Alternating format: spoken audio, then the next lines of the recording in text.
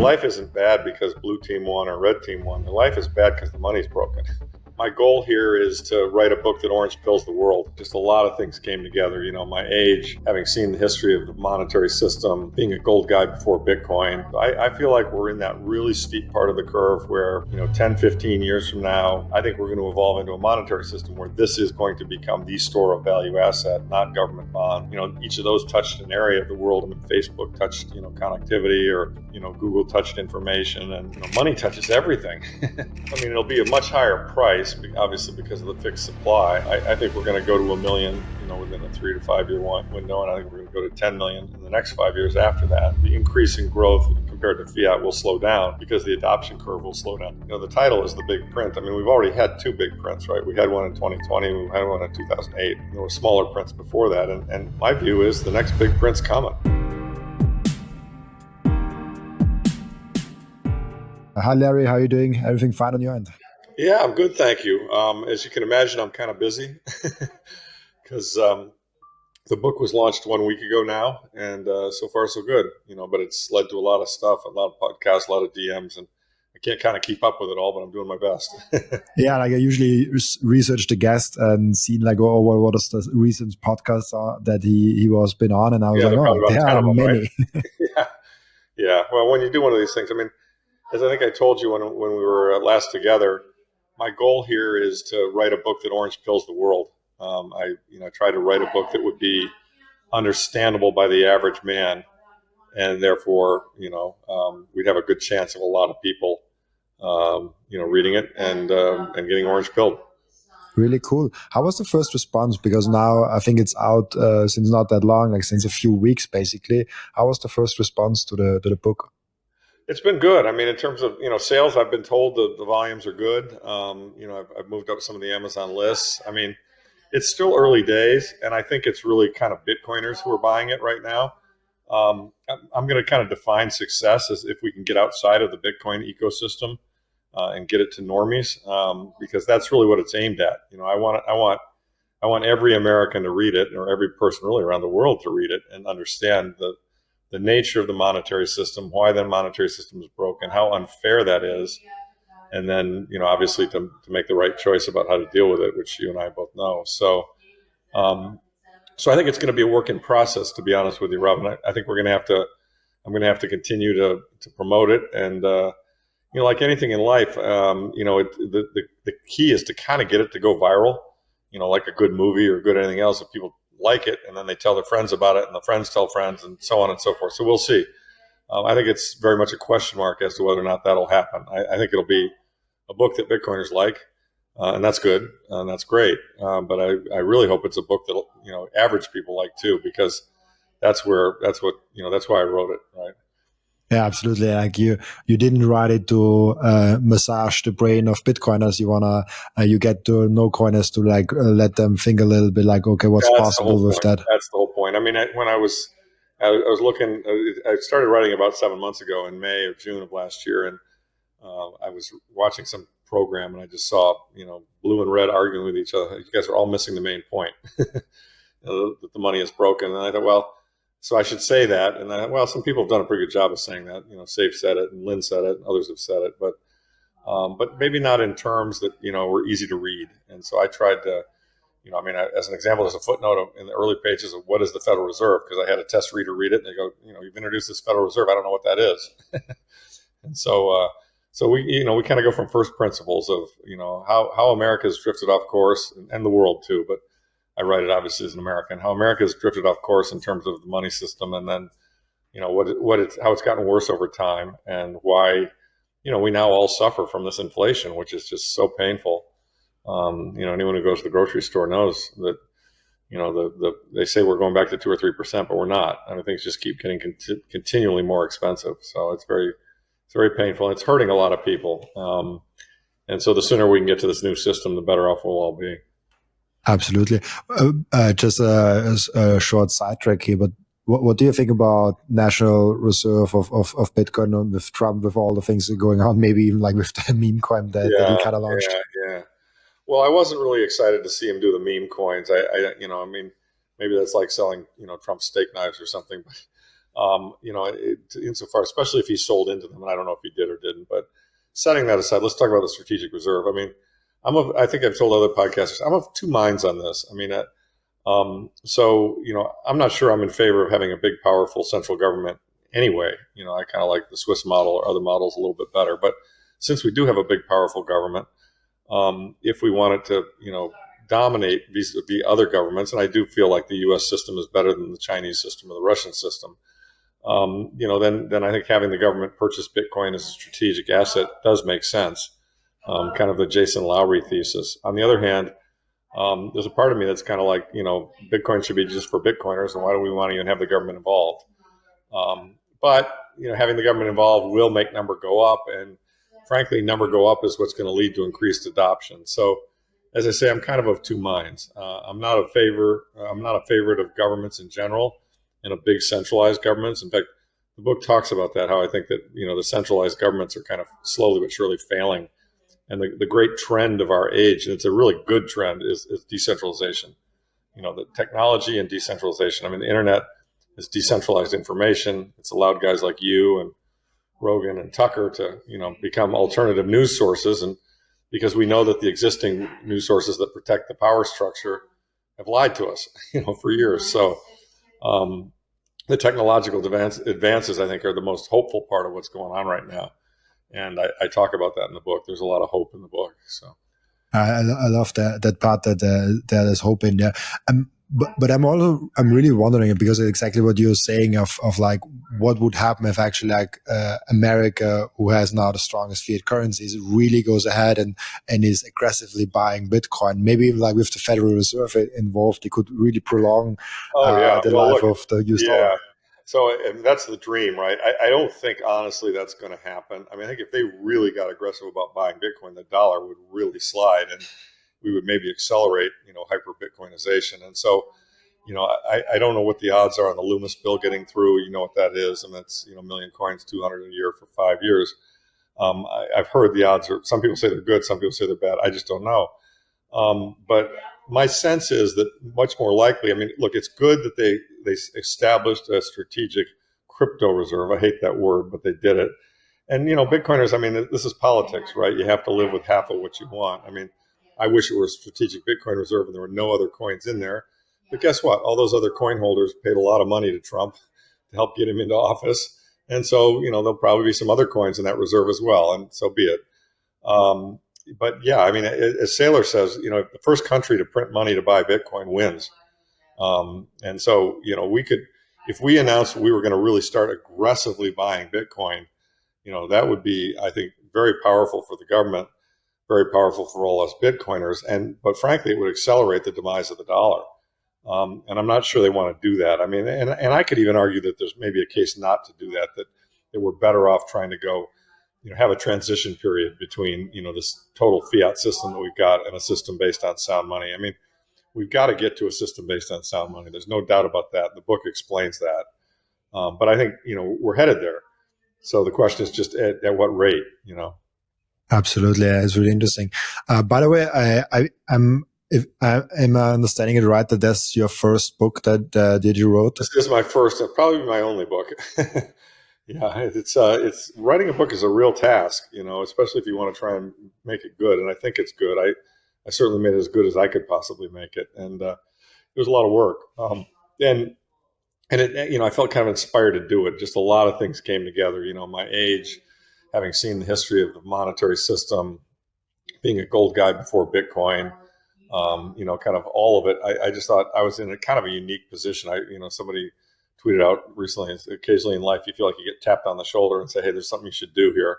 And that's kind of how it felt for me. I mean, when I was writing it just poured out of me. I just knew exactly what I wanted to say. It was kind of almost like divinely inspired. So,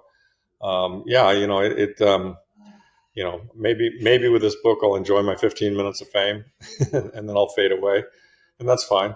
But I'm not in the book writing business in general. And, immodestly, I guess, I just hope this thing can really, change the world. In fact, one of the things that also drove me to write it, I was talking to a ghostwriter earlier last year, and she said something to me. She said, Larry, you know a lot about this stuff and you have a view on it, you're strong about it on Twitter. books can change the world. And that really that just got into my craw. I was like, oh, wow, she's kind of right. and, and so, it's immodest on my part, but I really do hope this book can change the world. If we can get it, if enough people can read it, enough people can understand the monetary problem, enough people can convert to Bitcoin, as my friend Jeff Booth says, if we all went to Bitcoin tomorrow, fiat would collapse. And so, but that's not going to happen. Obviously, there's going to be a time period over which we adopt it. So it's that's kind of the background of it all. Yeah, and the book is, I think, a really good for orange pilling, because like you can send a video or podcast, that's great, and you're like, oh, maybe he listens to it or maybe not. But like gifting someone a book has something really nice to it, and like if Bitcoiners read that and like they buy like 10 versions of that and like just give it out to people that think they are ready for that. That's the hope. And people also learn through pictures, and there are a lot of pictures in the book. There are a lot of charts. I mean, I make a lot of points about how broken the system is. And there are all kinds of charts in the book that really show you that. And I hope that I impart information to people who are unaware of that information. They read it and they go, "Oh my goodness, this is really a problem." That's the goal, right? Is to educate and get the average person to understand that their life isn't bad because blue team won or red team won. Their life is bad because the money's broken. And the Federal Reserve printed 40% of the money supply in a 2-year time frame. That's why inflation is killing them. And by the way, that's, the title is The Big Print. I mean, we've already had 2 big prints, right? We had one in 2020, we had one in 2008, and there were smaller prints before that. And my view is the next big print's coming. And so, the sooner people prepare themselves for it, protect themselves against it, the better off they'll be. And then the sooner we all move to a sound money system, the better off the world will be. And that's the fix the money, fix the world phrase. So yeah, I mean, it's like I said, it's the best I could do in the time I had. And immodestly, I hope it really changes the conversation and moves us in the right direction. And especially the thing of like those big prints get bigger over time. Well, that's right. Yeah, that's a very good point. And I made that point in the book. I mean, some people say, why do you think it's going to happen now? And why do you think the monetary system is failing now? And I said, because each one, it's like childbirth. The contractions get, they're harder and they get closer together. I mean, Bernanke printed, $3 trillion in 3 or 4 years after the GFC. Powell printed $5 trillion in less than 2 years. So it's just like, wow. And I think the next one, could be even bigger still. So. Super interesting. Just wondering about that, because I'm currently also like trying to write thoughts down, and I see how it kind of shapes some thoughts that I have around Bitcoin. Did the process of writing the book influence how you think about Bitcoin in certain perspectives, even like in a small manner? It really did. When you forcing yourself to write something down forces you to really think about it very clearly. And you have insights. I mean, obviously, I did a lot of research on the history of the monetary system, some of which I knew, some of which I didn't. And so there were some good insights that came out of that. But probably the most fascinating insight, I mentioned this on another podcast, but it really just kind of struck me in the face as I was writing the section on the investment, Bitcoin as an investment, was I went and I looked at these other network businesses, prior to Bitcoin, and the most notable being Amazon, Facebook, and Google.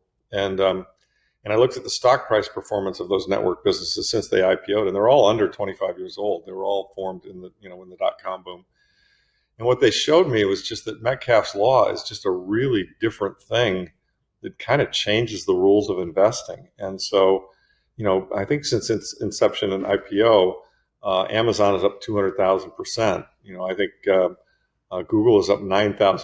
Facebook is up 2,000%. I mean, there haven't been, until network businesses came along, there were no businesses that went up that much in a 20-year time window, just none. I mean, General Motors, went up 400x from 1916 to present, but these are thousands of percent gains on big businesses. Not on, occasionally you get a little small company that'll have a multi-1,000% gain because they go from being small to being big, but these are huge businesses that have just compounded and grown enormously valuable over a 20-year time frame, and that's because networks grow and the value grows at a exponential rate compared to the linear growth of the users. I mean, some say Metcalfe's law is a square, so the value grows at the square of the underlying number of users, and I'm not sure to what power it is, but the point is that this is different. And I missed it. I went back in the 2000 area and that whole time frame. I was looking at these other businesses as investment. I was an investment manager. I was supposed to be buying growth at a reasonable price. And I looked at these businesses and I couldn't get there because they're too expensive using historical, valuation metrics. When I applied kind of what I've been taught, it was like, well, I can't pay that kind of multiple for this business. But I was wrong, because and what I didn't understand was the way that networking changes it all. And so, here we are with Bitcoin, and it's the same type of thing, and arguably it's even bigger because, each of those touched an area of the world. I mean, Facebook touched connectivity, or Google touched information, and so forth, and Amazon touches kind of Walmart, but money touches everything. Everybody uses money, and it gets used in every single marketplace for every single transaction. And so we have a network business or a network phenomenon based upon money. And so it's just like, that's why I try to convince people that this is different. They say there's nothing different in investing, and that's true until there's an invention or a change in the paradigm. I mean, and that's why I have a section on skepticism, and I talk about it. It's like, this is like, before airplanes got invented, people didn't fly. They just didn't. And then once airplanes got invented, people did fly. Or before the printing press, things were written out by hand. After the printing press, they weren't. I mean, before the telegraph, we had the Pony Express. I mean, it's just kind of like, this is a change. This is a new form of money based on a technology that represents a complete change in the way things are done. And so the book was aimed at trying to get people to see that and understand that, and then invest and benefit from that, right? And protect themselves against a broken and corrupt. I mean, it's like fabulous. It's almost God-given that we got this change at the same time that the old corrupt system was really, really hurting people, And so, maybe you didn't realize you needed Bitcoin in 2014, but after what's happened since then with all the inflation, the printing, it's pretty obvious you need Bitcoin now. So. It's kind of like, if you once get it, like you're like almost all in. One thing, maybe really interesting, like 2 or 3 guests ago, we had on that, like, compared the adoption rate and the growth of different technologies, and he went all the way back to like electricity, the printing press, and all the things, and he kind of showed that it gets quicker and quicker. Those things are in the book. I'm going to try and find the page. I'm not sure I will, but there are some really great charts of those things in the book that kind of show the adoption rates. And I mean, I can't find the page quickly, but and adoption in a digital age, things are getting adopted more quickly. And it's interesting. There's another chart in the book that shows how the growth of Bitcoin adoption is really kind of mirroring the growth of the internet. And in equivalent terms, the internet was founded. Well, it was really founded back in '68 or '9 with DARPANET, but it really became kind of commercially useful in the early 90s, and I started investing in '93. The first Netscape browser was '95, but it's still kind of clunky. By 2000, the internet was really working, and and growing rapidly. And the comparable is that we're now kind of in 1998, and about to enter that really steep part of the adoption curve for Bitcoin. And that's, Michael Seyr said that many times. Look, the next 10 years are really the golden age, where we kind of go through Malcolm Gladwell's tipping point, where, okay, 10% of the people get it. Now we're going to get rapid mass adoption by the balance of the people who haven't heard about it or bought it yet. I found the one that the previous guest showed, and probably will be a similar thing. Yeah, mine's a similar chart. It's not exactly the same, but it is similar. Yeah. And it just blew me. I never heard that before, like how and saw it, like how quick it actually goes. And when you see like telephone, electricity, and radio, how this went, and then like there's like smartphones, tablets, and digital cameras, cell phones, and then there's like Bitcoin, and we're like really in the infant state. And if you see that, like it just made me even more bullish, which is really hard. That's a great chart, and it's. Look, a lot of investing is pattern recognition. You know what I mean? You kind of, and things, the same things kind of happen over and over again. And if you can see the pattern, then it's a useful way. It's a useful model. But the trick, of course, is to recognize the exception to the rule. On a pattern recognition basis, that's how I missed Bitcoin, because I thought, that's how I missed all these other digital companies, because I thought, well, they're too overpriced, because I was using the old pattern. And what I didn't realize is that Metcalfe's law kind of is a new pattern.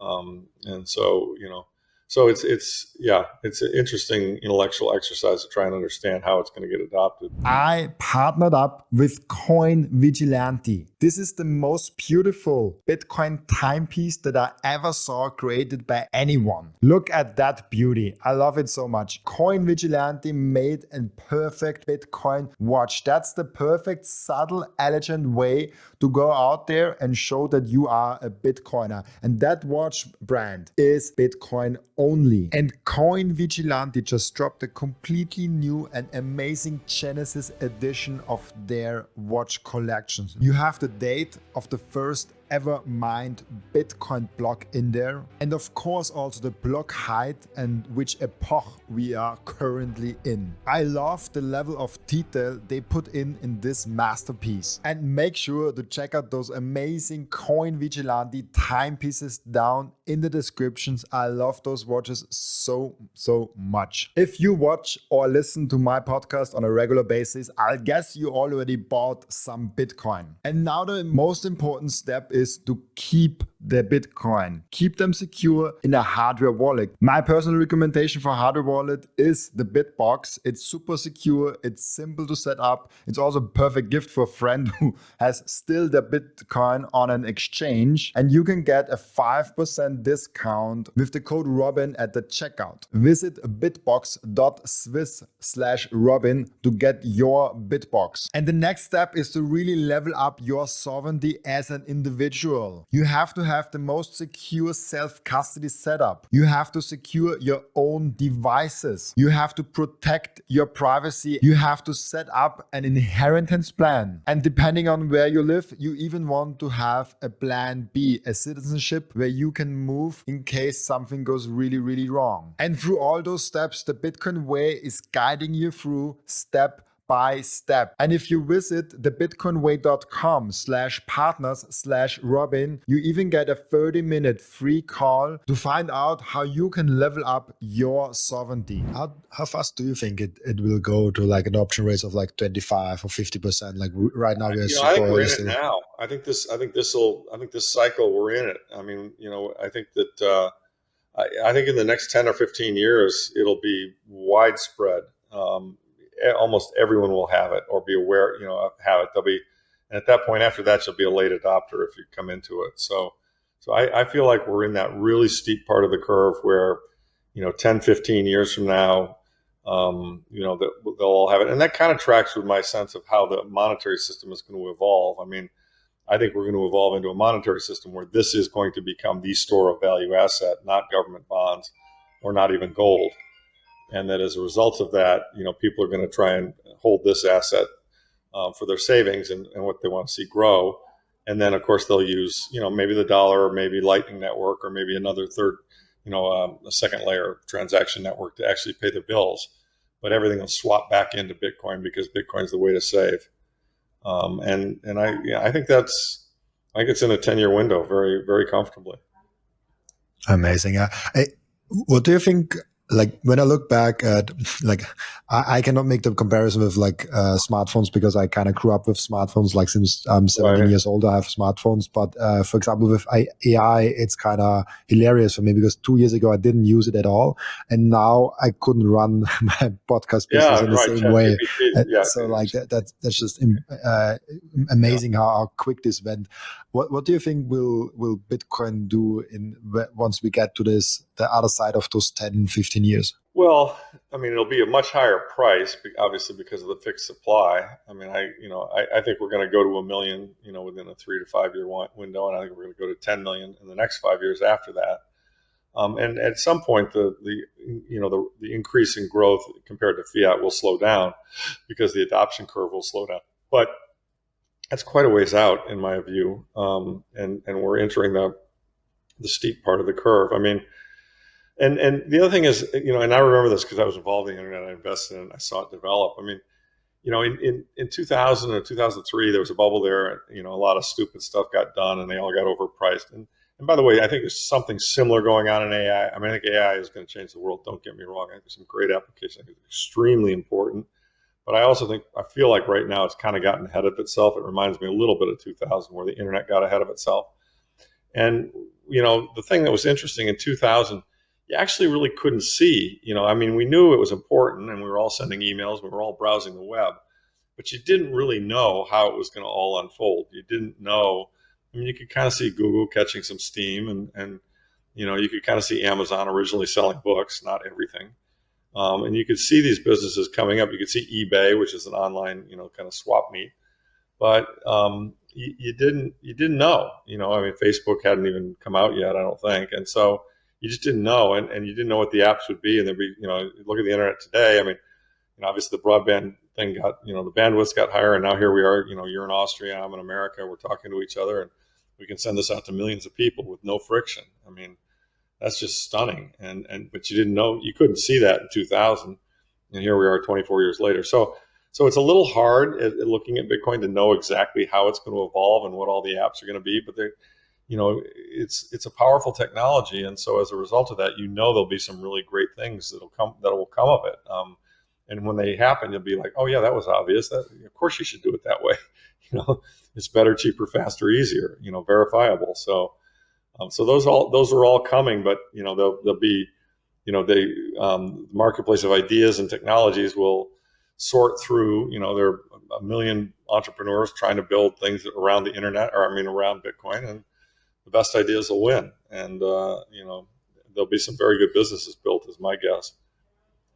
It's interesting also to think about, like, what would the world look like right now if there wouldn't be any Bitcoin, and gold would be our best bet currently.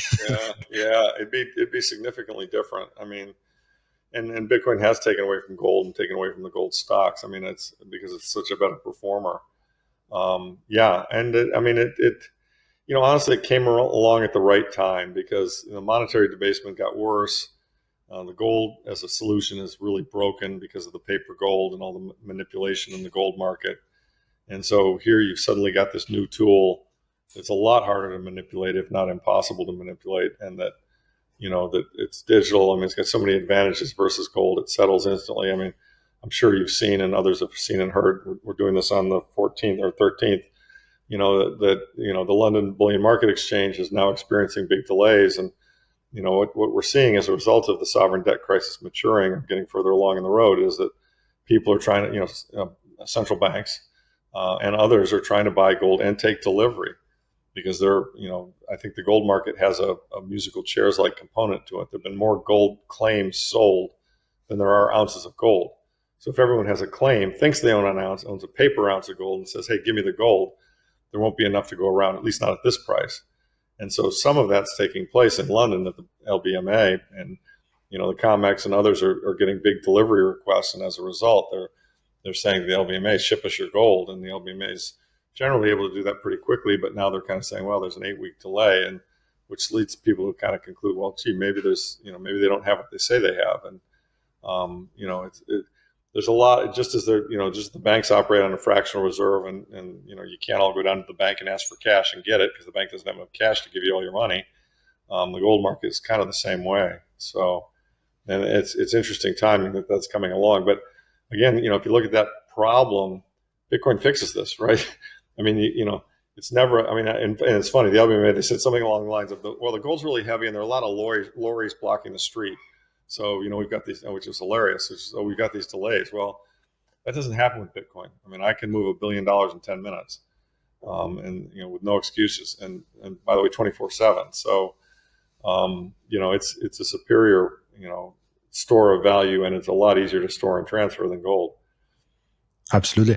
Do you feel like I get that sometimes I don't pay a lot of big attention to that, but it does come up where people feel like BlackRock and other people might play similar games on top of Bitcoin than they played with gold, that kind of thing. It's a fair concern, and I hold it too. I mean, as long as derivatives exist, you get worried about people creating quote unquote paper Bitcoin. I mean, Sam Bankman-Fried did it. He said he had Bitcoin on the balance sheet, and he didn't. He sold Bitcoin to people that he didn't have.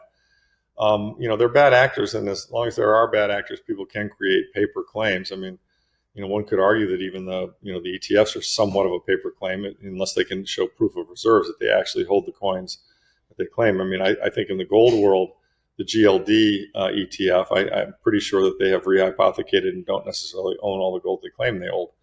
And so, if BlackRock started doing that, that would be a problem. Now, they'd have to have the auditors in on it, because I assume the auditors can see the digital addresses where those coins are. And, if the coins are either there or they're not. So, but yeah, I mean, there've been derivatives in the Bitcoin space. I mean, there are futures and options and so forth. But if you look at the size of those, and they're traded on the Chicago Mercantile Exchange, they're not very big. I mean, the one thing I will say about the gold markets, they've had 50 years to figure out how to manipulate it. They've done a really good job. And they've got the BIS on their side. They got all the central banks of the world have figured out how to keep the price of gold down. This thing isn't nearly as old. It's 15 years old, but it really didn't count until recently when it became larger. And so it's kind of gotten underneath their radar. And, they may come after it and try and figure out a way to manipulate it. It's not going to be easy. The thing that is true is that gold never goes up 5x in an 18-month period, right? But Bitcoin does. And so, they were able to manipulate gold because they could slam it with paper gold, and then they knew the printing press would bail them out of the paper if there was a loss. It's a little different, and their loss might be 10 or 20% of what they put up, because gold could go up 20% in a year. When you're shorting something with paper that goes up 500%, you're going to get a really big loss. And so that's going to be up to a lot of paper that you're going to have to print. So I think they've got their hands full trying to manipulate it, but it's not entirely possible that there could be some of that in the future. And I'm concerned about it. I mean, in the book, there's a chapter in the book called Policy Responses. And one of the things I call for is a ban on financial derivatives. The reason I do that is that derivatives allow the largest player at the table to win, because that player has more money than anybody else. They can make a bet that somebody else can't call. And by definition, the largest players in the world are the central banks, because they can print the money. They just push a button and they get as much money as they want. And that's how they've manipulated all these markets for so many years. There's also the aspect of proof of reserves, where Right. maybe people will just not accept or want anything that says that hasn't have a proof of reserve and shows the addresses and shows that they actually own it. It's so easy with Bitcoin. I think that's right. And I think all the ETFs should do proof of reserves. I mean, I know, like River, the broker I use, I mean, they have proof of reserves. I love it. I think it's great. That's as it should be. A lot of people have stored the Bitcoin at Coinbase, and I'm a little leery of Coinbase. I'm not sure, that they're necessarily a great company. I don't, I had an account there. I've taken it down to a very small amount. I'm not sure I would be there if I had a lot of, assets to store. But, the ultimate solution, as you and I both know, is just for individuals, is just, cold storage that you control, where you've got the words, and that's that. So, and preferably, multi-sig setup, so that you're not subject to wrench attacks. But, yeah, it's an issue. I mean, it's definitely an issue, but I think that what's going to happen is, I think slowly but surely the fiat world is going to die, and we're going to be in a much better world where Satoshis are going to be the unit of account. That's an amazing future. One thing that I wanted already to get in way earlier, especially with your book, but we kind of touched on some of that already. How did you go ahead and structured it, and like what are kind of the key points that you cover in the book? Just to remind myself, I'm going to look at the table of contents here. I mean, so basically, I started off with kind of some interesting stories to try and hook the reader, because people don't read textbooks. They tend to read, novels, and they like to watch movies and hear stories. So I started off with some stories, and that's the hook. Okay. And then part one of the book is the problem. And the problem, broadly defined, is just inflation, and the whole Keynesian notion that you actually need inflation to run an economy. And that's just wrong. I mean, that's just it. But it's, what's happened is a deal has been made between the Keynesian academics and the people who run the government, that they support each other, and it keeps the government funded, and it keeps the Keynesian academics well employed, and it helps the people who are the quintillionaires who get the benefit of the cheap money. So I go through a history of the U.S. and the U.S. monetary system, and the Federal Reserve, and before the Federal Reserve, and how and why that system slowly but surely has gotten broken and chipped away at. And so that's kind of part one. And, that can actually leave you a little bit depressed. Like, gosh, inflation's bad. It keeps getting bad. They keep changing the rules. The wrong people are winning, et cetera, et cetera.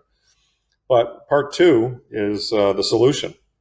And so there I introduced Bitcoin. And I talk about how, and in part one also, I talk about how, sound money, which we do not have right now, definitely do not have, and inflation is the problem. I talk about how it's a moral issue. And this is nothing new. It's been, it was in the Bible. It's been talked about for decades and centuries. Unsound money has been a problem. But anyway, once I get through the history of unsound money and how bad it's gotten for everybody, then I go into the solution, which is, how do we fix this? And I start off with Jeff Booth's point that, we live in a deflationary world, and therefore we need to embrace deflation, and we need to throw out the Keynesian thought pattern that, printing money to, kindle animal spirits to have nominal growth is what makes an economy healthy. No, it's not. Printing money debases the currency, mixes up the price signals and screws up the way that producers and suppliers can coordinate, because they never know what a long-term value of a dollar or of a currency unit is. So then I go into all of that, and then I talk about Bitcoin fixes this and describe Bitcoin for a beginner, from somebody, Bitcoiners will read that and they'll go, they know all of this, but, the halvings and the difficulty adjustment and all the important things to understand about Bitcoin, the history of it. And then I go into, kind of the skepticism, which was actually my wife's idea. It was a great chapter where she said, look, why don't you point out that this is a new technology, and this has happened before. When other technologies got introduced, there was always a lot of skepticism. There was, you name it, the airplane, the car, the electricity, printing, whatever. There were people who said, oh, that's never going to work. The famous example, if you're technology phobic, you're called a Luddite, because the guys back in medieval England, the Luddites were Neil Ludd was a guy who didn't believe in printing, or in the loom, the automated loom, which helped them make fabric more quickly. And so they went around and smashed looms because they were going to put people out of business, or, weavers out of business. And so, so I talk about all the the skepticism that is causing people, the fear, uncertainty, and doubt that's stopping people from embracing this. And then I kind of move into the investment implications.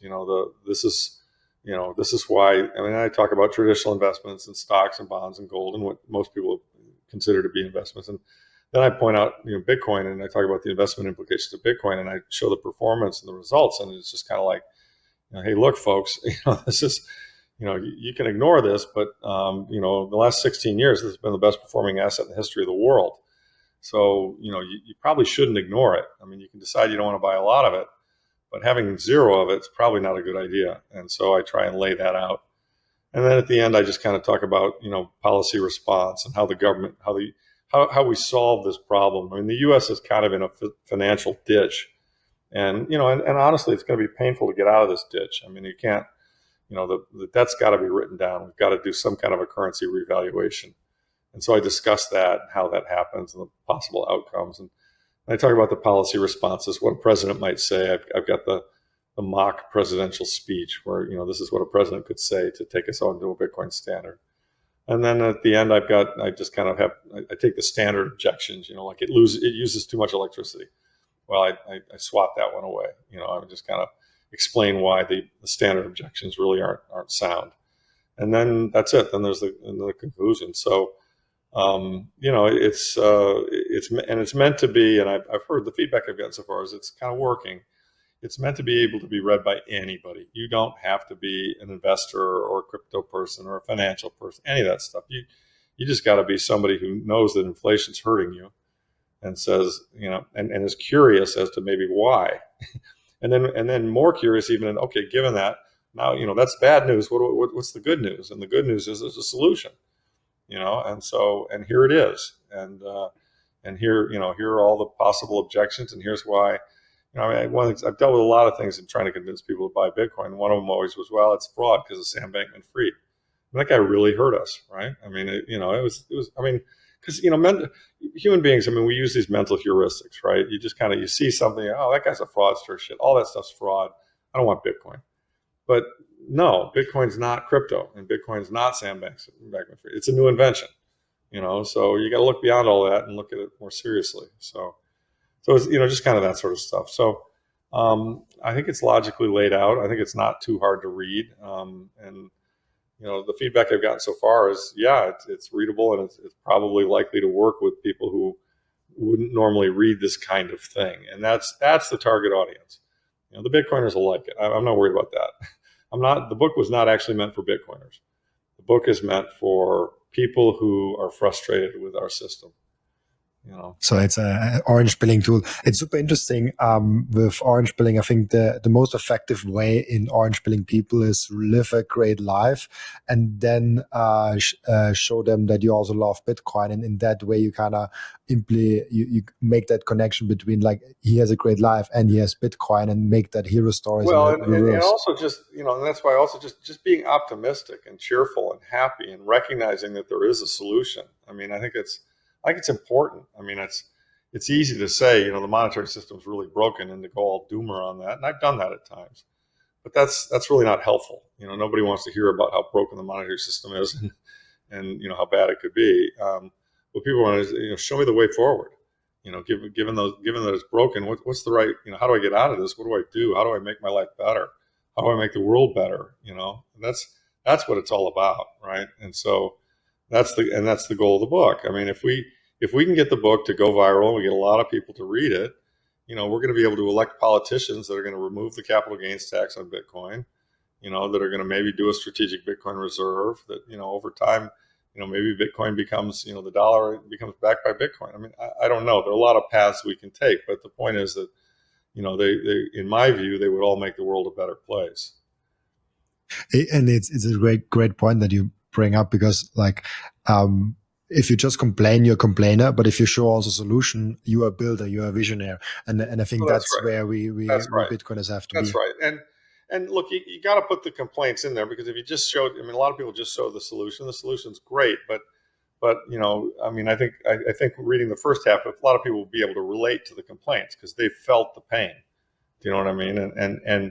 And I, the other advantage I think I bring in writing this book is that, I'm 67, so my age, and you were young, when all this happened, I saw all these moves. I saw LTCM. I saw, I've just seen a lot of the bad behavior that got us to where we are now. And I try to point that out, and because a lot of people have been brainwashed. I mean, the cover story from the GFC is all these guys rescued us from a disaster, and in fact, it was a disaster that they created and they got rich off of the rescue. So, it's like, and I want to just set the record straight on what really happened, because I was here and I saw it and I know what went down. And so I think it's important that somebody's explain that and explain that, it wasn't right,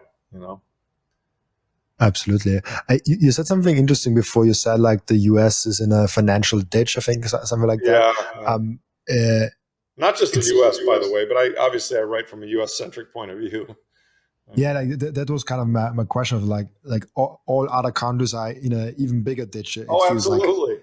Well, yes and no. I mean, our debt to GDP, other than Japan, I think our debt to GDP is right up there at the top. But yeah, some of the European countries are in the same kind of boat.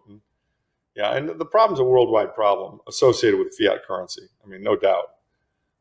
But obviously I'm a U.S. citizen. I live in the U.S. I believe in the U.S. I believe in our system of government. But sadly, I think we've drifted off course.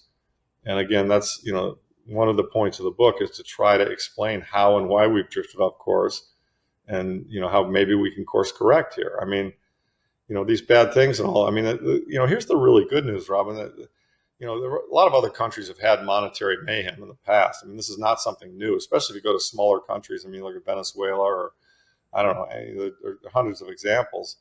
But here's the story. I mean, when they return to sound money, economies heal quickly. I mean, all that's really broken, if we don't get into some big ass war, which I don't think we will, all that's really broken here is the money. And, we're just operating with a broken system of fiat money where they're just printing to keep it going, and it's just causing inflation. We all pay for their mistakes. And so, if we fix the money, if we return to a system of sound money, I think people would be absolutely shocked at how much better our lives would be and how many other problems would be solved kind of as a corollary to that. Do you know what I mean? It's like they're all related. So. Absolutely. What do you think about Doge, not the coin, but the government project? Yeah, that's a good question. Well, look, the U.S. government has a lot of fat in it, and I applaud any efforts to stop fraud and stop the fat and to cut back expenses. So I hope they succeed. Okay, let's just say that as a general rule. Having said that, there's a little bit of a halo over this whole thing that, and look, Elon's an entrepreneur and he talks big and he makes big projections and he's like, yeah, we're going to cut $2 billion out of the budget and balance the budget right away. And I'm kind of like, whoa, hang on a second, not so fast. If you look at the federal government budget, it was 6.75 trillion last year ended September. 80% of that is in Medicare or Social Security, Medicare, Medicaid, defense, and interest expense. 80%. So, first of all, if you cut Social Security, Medicare, you're going to lose all the boomer votes, and they're known as the third rail of politics because you really can't touch them, and so that's not going to happen. Interest expense has been going higher because we keep borrowing more, so that's going to be hard to get down. Now they may end up getting it down just because Trump may be able to lean on Powell to bring it down, but so that's not going to move much. The defense budget, you could probably whack away at that there. There's $900 billion there. You can probably cut that back, especially if they're able to get some peace deals in certain places. But, that's a pretty strong entrenched lobby as well. So you're now talking about what remains is like 1.3 trillion, the 20% of the last year's spending.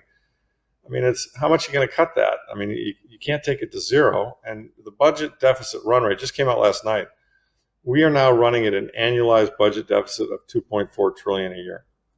So, even if you were to take that 1.3 and take it to zero, which you could never do, you wouldn't have a court system, you wouldn't have all kinds of things. You wouldn't be balancing the budget. And this all goes to Lynn Alden's point that kind of nothing stops this train. I mean, we're just way down the road and very deep in that ditch. And the right solution is going to be to do a monetary reset, revalue the debt downward in terms of something else, and then get back to a more reasonable debt to GDP ratio. But that is inflationary. There's just there's no way that occurs without a big inflationary hit.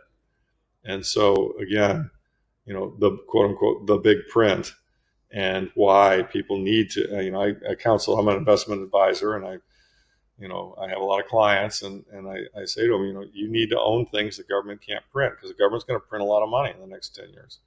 And, real estate, they can't print it. Gold, they can't print it. Silver, they can't print it. Bitcoin, they can't print it.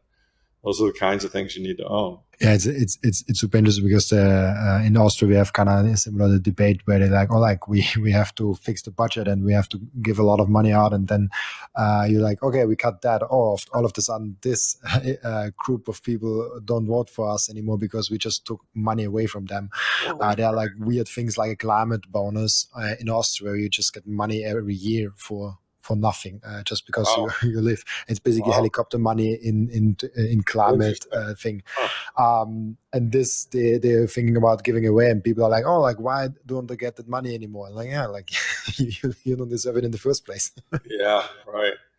Yeah, no, I mean it's always a problem, and that's Ben Franklin said that about a democracy. I mean, it works until half the people figure out that they can vote themselves benefits at the expense of the other half. And it becomes a problem. Yeah, I mean we've drifted so far away from the founding documents of the American experiment, which created this great country. And that's the other reason I wrote the book. I've studied American history very carefully, and I mean, in 1946, this was a great country. I mean, we helped win World War II. We stood at the top of the world. We had all the industrial power. I would say we were a relatively moral nation. We weren't perfect, but in general, it was just a great country. And then things started going wrong. Slowly at first, but then they accelerated over time. And, they were centered around, the diseconomies of having a large government, some of the bad things they did, and, the monetary system deteriorating, particularly post-1971. One of my favorite charts in the book is the chart that shows the history of inflation from 1800 to present. And it's just kind of stunning how, there were inflations before 1971. I mean, each war was inflationary. I mean, that's one thing we all know, is that wars are inflationary, which, by the way, when we get a deflationary currency, the hope is therefore it'll make war less likely. So, but anyway, going back to the chart, and what it shows is, there are these little blips of inflation when you have a war, but then things go back to normal. In 1971, it's just a hockey stick. Suddenly the curve just started going straight up and to the right. And so we've lived in an inflationary age. And unless you're my age or older, you don't even know what it's like to live in a non-inflationary age. And so, and that's what Keynesianism has done to us. And it's wrong. I mean, it's intellectually wrong. And so there's a part of the book where I really try to strongly make that intellectual argument that, we're operating on the wrong model. We've just got the wrong model, and you can't have 12 central bankers setting the price of money. I mean, it just doesn't work. The price of money should be set in the marketplace by balancing the supply of savings against the demand for investment opportunities. That's how that's how the interest rate should be set. But that's not what we have. We have 12 mandarins who sit in DC, and if they want to really stop inflation like Volcker did, they'll take the rate up to 20%, almost bankrupted my father. And if they really want to stop a deflationary event, they'll take the rate down to 0%, which basically makes everyone who can borrow at 0% a billionaire.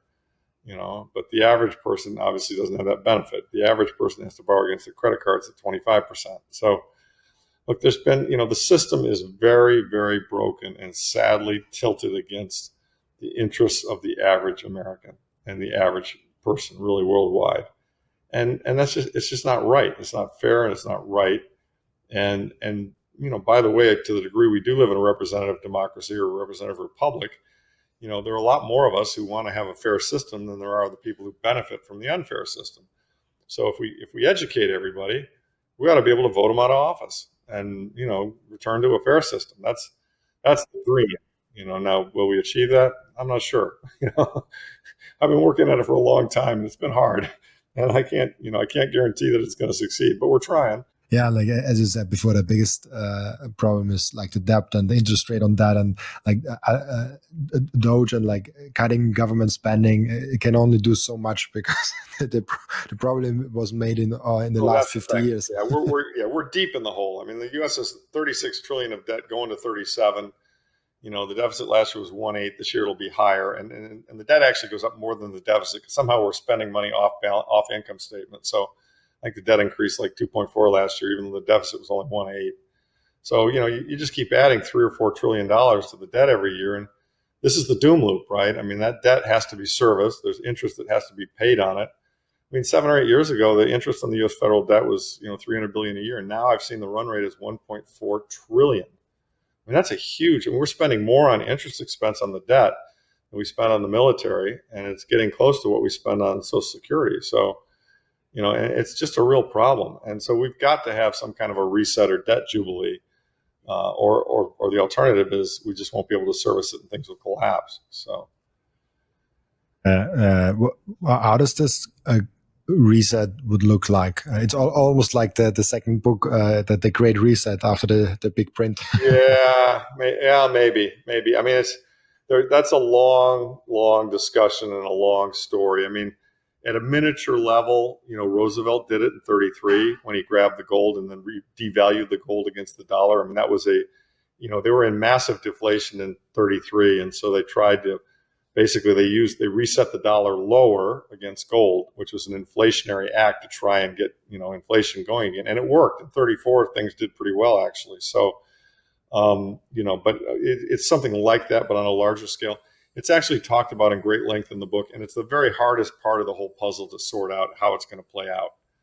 But, it's interesting because Scott Bessent, the new Treasury Secretary, has indicated in a speech last June that he understands, he gets the problem. He's a financial guy, and he sees it the way I see it. And he said in a speech last June, there may be some need for some kind of a monetary conference that looks similar to what we did in Bretton Woods in 1944. And if it's true that we do that, I want to be at the table. So there are people who in the U.S. who are kind of aware of and thinking about this issue. But, how is it going to play out? None of us know. And it's very hard to tell. I mean, there have been some whisperings that maybe they're going to revalue gold higher. I mean, Bessent also recently said something along the lines of, we've got assets that we can utilize and monetize. And I'm the only one that really jumps out at me, since we're not going to sell Yellowstone Park, is, we could maybe revalue the gold stock higher. And so that's one possible form of reset. So, it's hard to say. We'll just have to wait and see how it all unfolds. But interesting times for sure, at least in the monetary world. Which is also kind of one other big question is like, not only how will it end the fiat system, but how will how big of a thing will Bitcoin be once it's on the other side? Like, what's the full potential of Bitcoin? Oh, Is yeah. Bitcoin like that's a whole I think nother it's going to thing. blow. I think it's going to blow people's minds. I mean, I think Saylor says 10 or 17 million. I mean, I think it's going to. I mean, it's going to be millions and millions of dollars a coin, and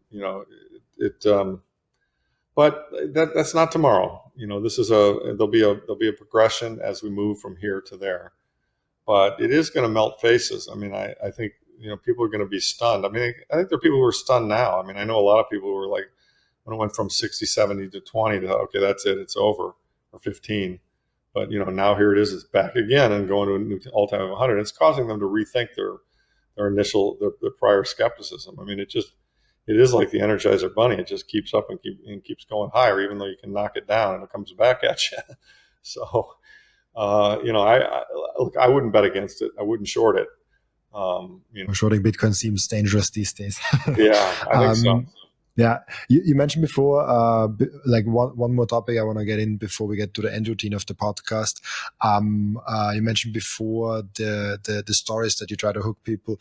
Do you have a favorite story in the book where from what you explained? Yeah, so I think it might be available on Amazon in the preview. I mean, there was a conference, there's a monetary conference at HBS where the guys who had done the 2008 GFC came back to kind of pat themselves on the back and say how what they did was right and righteous and they had to do it and all that kind of stuff. And they asked if anyone disagreed with their point of view. And I was in the audience and there were 300 or 400 of us. And I raised my hand. I said, yeah, I disagree. And I mean, it was talk about being kind of the turd in the punch bowl. That was me. I had 350 angry stares. And then maybe a few people afterwards that came up to me and said, right on, you had the guts to call them out on the bullshit. So, yeah, let's see. Does it have, it's the opening scene. Does it? Yeah, opening scene. Exactly. It has the opening scene in there. That's a hook, right? I'm trying to get people to, just kind of, and I think, you read that and you realize, hey, this guy's not just an ordinary guy, right? I mean,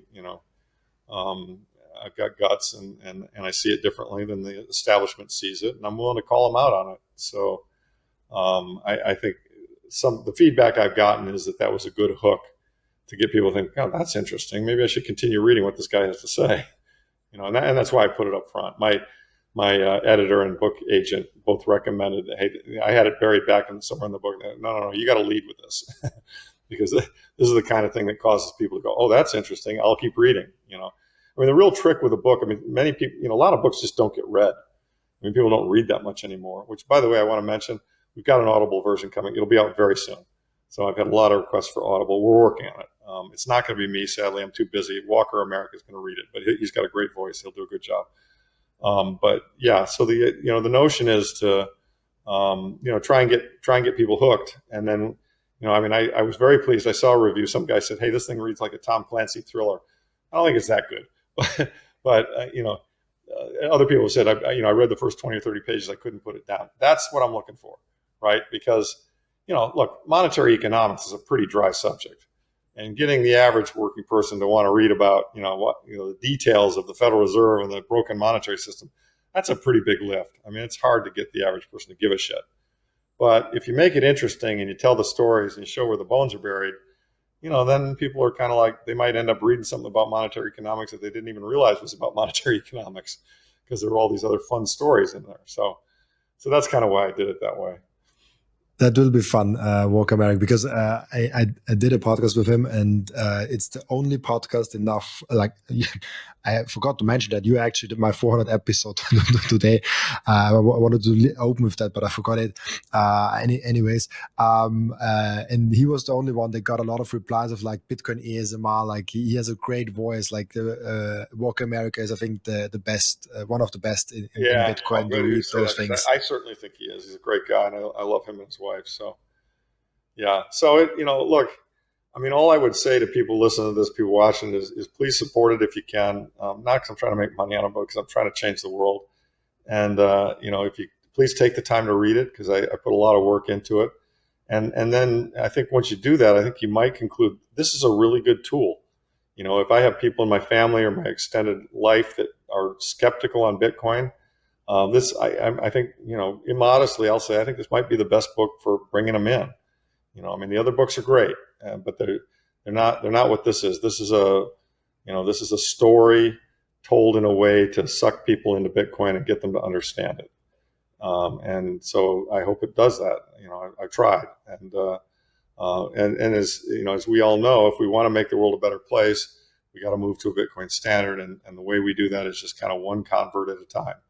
And it's happening. Look, it would have happened without this book, but I wanted to.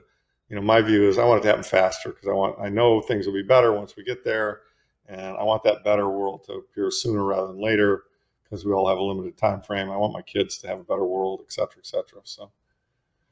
And as a guy who lives on platforms like YouTube, I know also how important on Amazon like reviews and stuff like that is. So like also for all the people have been that very kind. I've gotten a lot of reviews so far, but compared to the number I've sold, the reviews still seems a little bit light. So if you did like it and you want to help out, writing a nice review would be quote unquote doing your part. Do you know what I mean? Everybody, it's proof of work. I mean, I did proof of work to write the book. I mean, every little bit counts, and if we just keep spreading the word, we're gonna convert the whole world, and we'll all benefit from number goes up, but really the bigger thing I think we'll benefit from is war goes away. That's to me the biggest issue. When the governments can't pay for these wars, they're not going to have any wars, and I like that. That's a really good thing. Yeah, and we kind of have to, like, there are big voices like yourself, like Michael, like Seyfried, and all those people in there, and we kind of have to push them out and make them visible outside of Bitcoin. And I think that's what we can do with that book also, like to push it outside of the bubble. Like I would kill to get on Joe Rogan or something. Do you know what I mean? We've got to get, or to get on CNBC. I mean, we just got to get out of the Bitcoin echo chamber. And the Bitcoiners will love this book. I'm not worried about that. That's not the target. That's not the target audience. The target audience is average Americans. Really average people around the world. But the target audience is just somebody who's working hard and doesn't understand why they're getting screwed by inflation, and wants to have a solution to that, and wants to and by in a subsidiary way make the world a better place once they adopt that solution. So it's you win on two levels, right? Yeah, and I was. I'm a Diary for CEO fan also. The only guy that was on there talking about Bitcoin was, how is the guy called? Raul Pal or something like that. Oh, yeah. And I was so disappointed. And there's so many great people in Bitcoin. And then he's the one that goes on to that. So that's what I was also trying, like, we have to push the right people, like yourself, like Michael, like Jack Mallers, like Jeff Booth, like Seyfried. Like there's so many great voices that can be on a Joe Rogan or like on a Diary CEO, and then they have the chip going on. It's sad that there's still crypto people around. It's sad that some of them have a platform. It's sad that some of them they muddle our message. I mean, it's Bitcoin.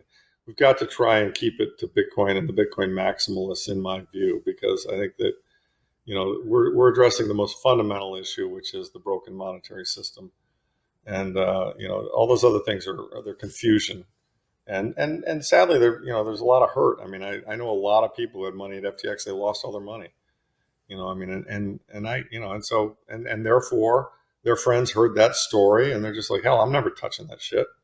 I get it. I completely get it.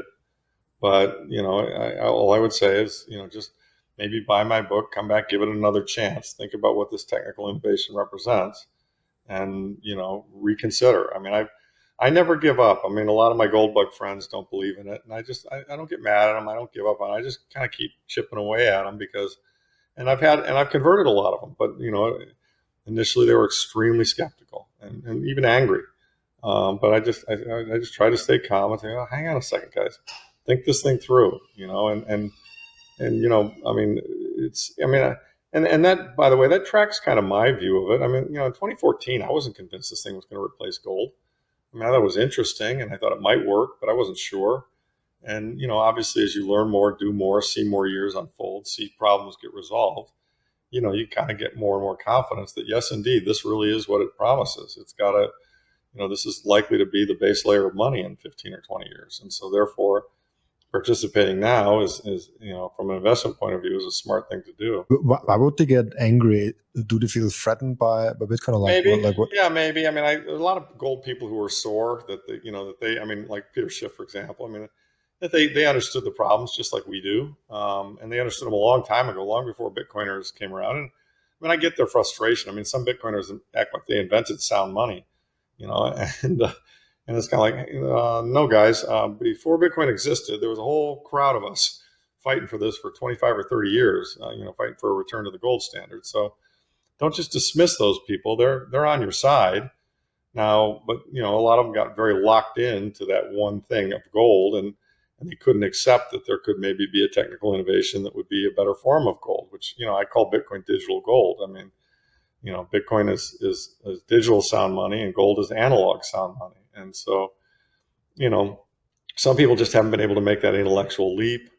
Some people put it in the crypto fraud bucket. I mean, there are all kinds of reasons why people can't get from one to the other. But it's interesting, as I say, I've noticed that over time, if I'm open-minded, cheerful, don't criticize them, and just keep trying to explain it, a lot of the gold bugs that I know, they kind of evolve, and they're like, gosh, you know what? I think he's right. I recently had a friend who was kind of against it, and in the last few years, he's kind of like, no, I get it, and he's buying it, and he's selling his gold to buy Bitcoin. So that happens. That's happened to me a lot. So,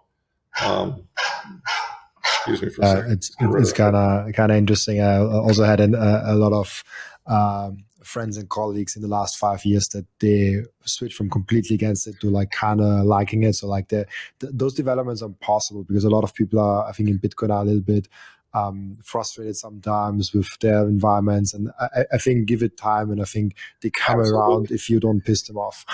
Absolutely, and as you and I both know, you get them in a little bit, and they possibly like it, and then they read more, and they study it more, and then the price goes up, and they see how it's working, and pretty soon you got yourself a full-fledged. They're doing podcasts. You got yourself a full-fledged Bitcoiner. Do you know what I mean? I mean, it's all of us. I mean, I remember being with Max Kaiser years and years ago, and I was a supporter of Bitcoin, but I was still in the gold camp too. And he said, Josh, it sounds like you're getting a little bit more orange pilled. And I said, yeah, I am, Max, but I'm still gold. And he's like, okay. He said that'll fade away. And I said, well, maybe. But he was right. I mean, he kind of knew. You could just kind of see the evolution, from, okay, gold's good to, and gold's not bad. Don't get me wrong. Gold is fine at predicting purchasing power. It's just not going to keep up with Bitcoin. It's just not, the alpha on gold is just a fraction of the alpha on Bitcoin. So I like seeing the Bitcoin price determined in gold. I think that's a way better chart to look at. Yeah, it's a very good chart. Yeah, I mean, it's sadly gold's losing out, but it is what it is. I mean, it's, the Bitcoin's got the adoption curve going on. Gold's been around 5,000 years. Anyone that wants to own gold knows about it and already owns it. Bitcoin, every year we get new Bitcoiners. And by the way, gold supply is growing slowly, 1.7% a year.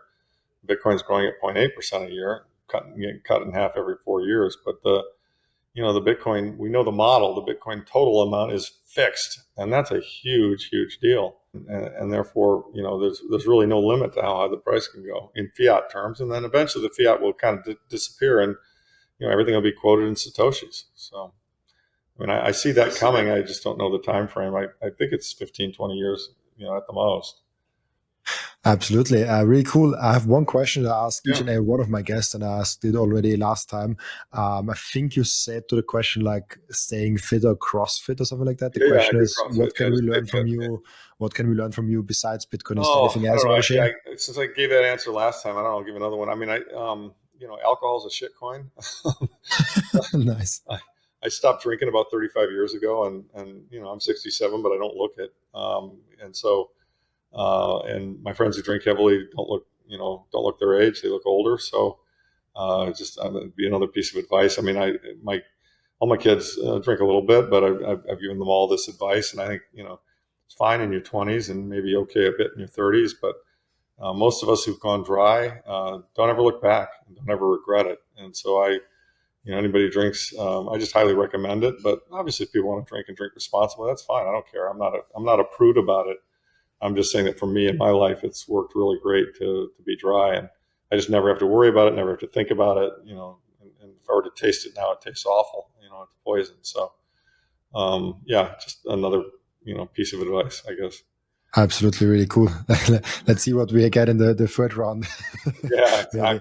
exactly. We have also an end routine. The last question of the podcast always was from the previous guest. Ask a question for you without Oh, knowing sure. who you are, which is really, really interesting. Also fitting one for today. Which book has influenced you personally the most? Well, I'd have to say the Bitcoin Standard. I mean, I think it's the best book ever written on Bitcoin. But I would say it's a close tie between that one and The Fourth Turning by Howe and Strauss. For those who aren't familiar, The Fourth Turning is a model, a sociological model of how societies evolve and change. And it suggests that every 80 years you have a crisis that gets resolved. And I think we're in a fourth turning. The one before this was World War II. The one before that was the Civil War. The one before that was the American Revolution. And this fourth turning, the issue that's going to get solved is Robert Breedlove's what is money? The money and banking system is wrong. It's broken. It's built on a faulty model, Keynesianism. And as a result of that, we've got to fix it. And so I think that book, that book just helped me to really understand why we're in the cycle that we're in right now.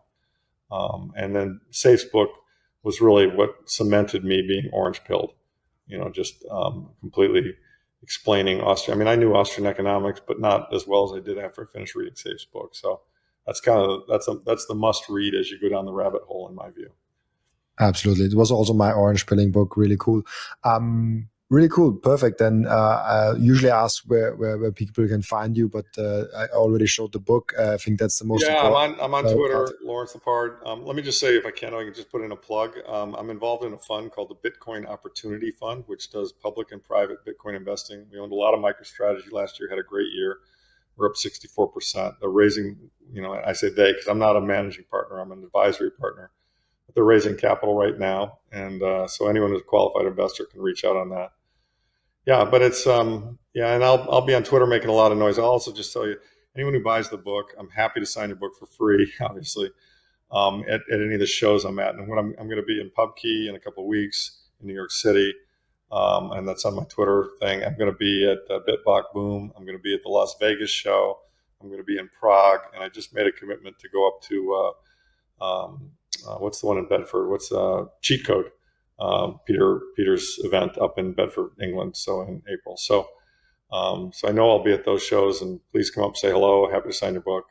I'll eventually be selling signed copies of the book, but I got to set up the website. I mean, I got way too many things to do. I will eventually make it available in bulk at a cheaper rate. So if you want to buy it and give it to your church or something, or buy it and give it to your friends, but that's a little ways down the road as well. I don't have the system in place to do that right yet. So yeah, like the orange pilling packages for people. Exactly. So, and it'll be that's the other thing. It will be translated into other languages. Probably Spanish is the first on the list. But again, that's going to take time. I mean, the book is a week old right now, so we're still kind of very early days. It's selling well, but I wish it was selling a little better. But hopefully the word will spread, and it will. So really cool. Thank you so much, Larry, for being on the show. I always enjoy talking to you and seeing you at the shows. I'm sure I'll see you. Vegas is the next one probably we'll see you? Or?